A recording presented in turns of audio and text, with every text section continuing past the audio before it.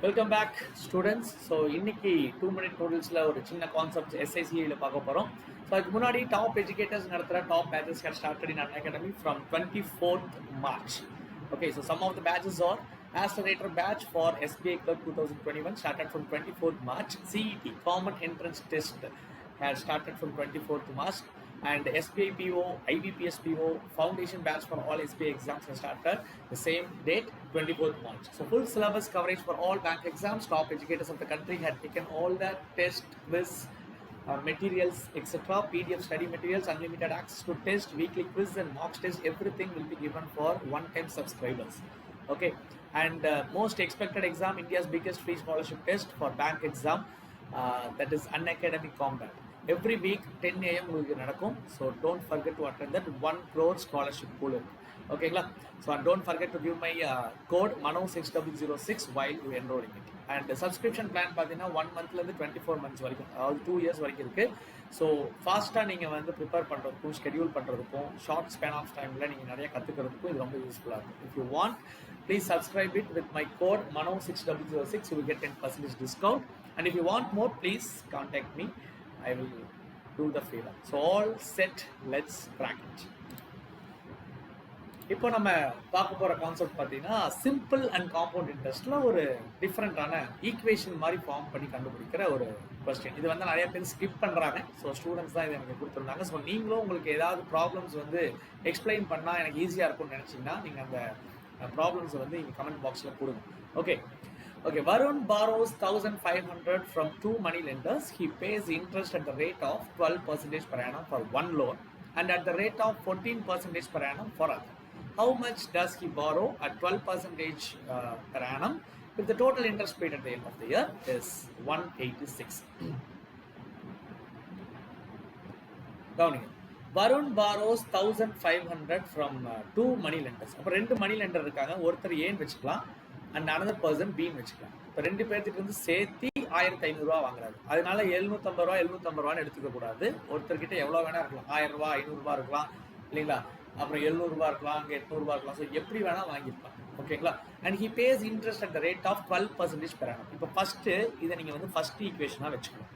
2 பேர்கிட்ட கடன் வாங்குறதுனாலே 2 ஈக்குவேஷன் வரும். ஓகேங்களா? He pays interest at the rate of 12% per annum for one loan. ஒரு லோனுக்கு 12% வந்து இன்ட்ரெஸ்ட் கட்டுறாங்க. அப்போ 12% அப்படின்னு எழுதி அப்படியே ப்ளஸ் போட்டுறக்கூடாது. யார்கிட்ட இருந்து?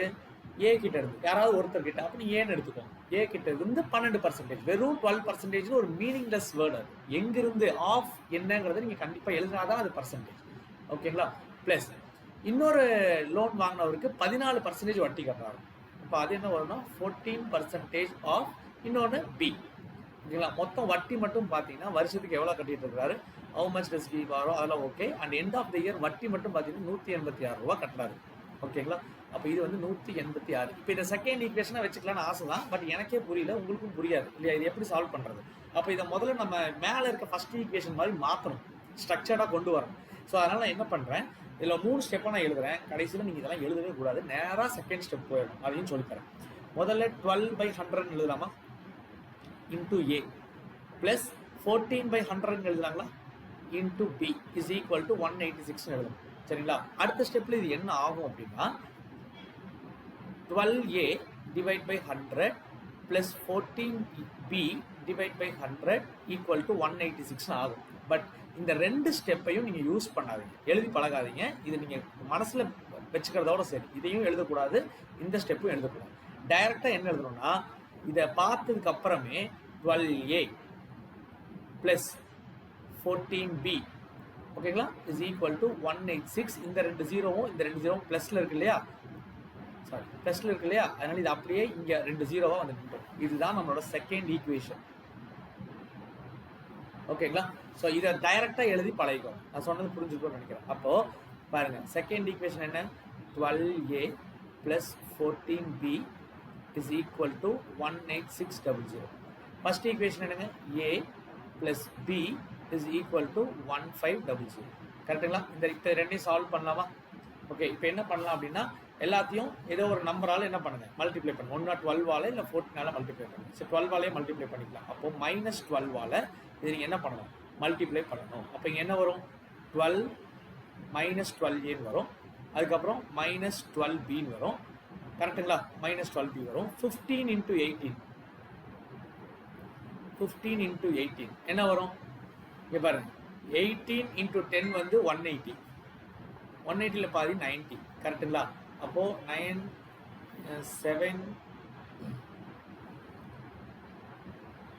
ஓகே 271.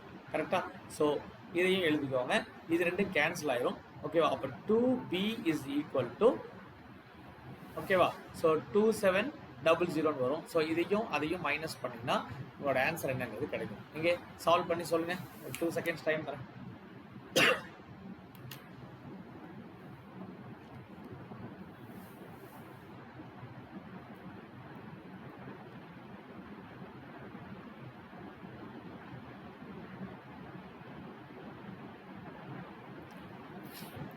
சாரி 12 × 15ங்க.